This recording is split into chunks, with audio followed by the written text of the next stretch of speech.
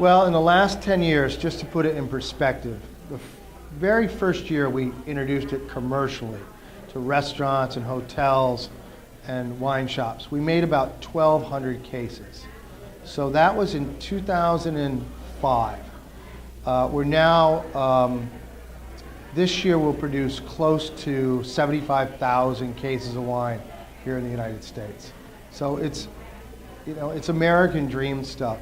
It's something that, I couldn't even imagine. But people have really liked my wines.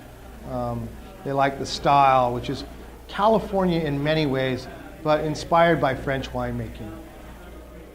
Tampa is a pretty special place for me because 32 years ago, I followed a redhead from upstate New York, and I moved to Tampa, Florida, and I became the sommelier for the Hyatt Regency Hotel in downtown, which was the game in town next to Byrne's Steakhouse. And I spent a lot of time over at Byrne's, and Mr. Byrne was really a big supporter of mine. He knew I was just beginning in my career, and I spent a lot of time there, and he helped me.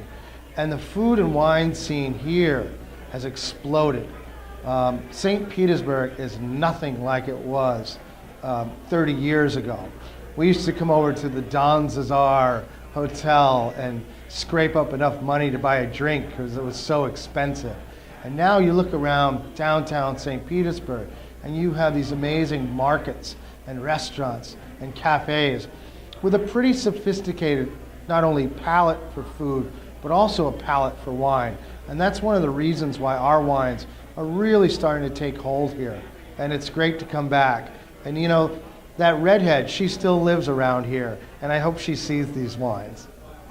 I walk into this Locale Market, and for a second I thought it was Chelsea Market down in Manhattan. It's eclectic.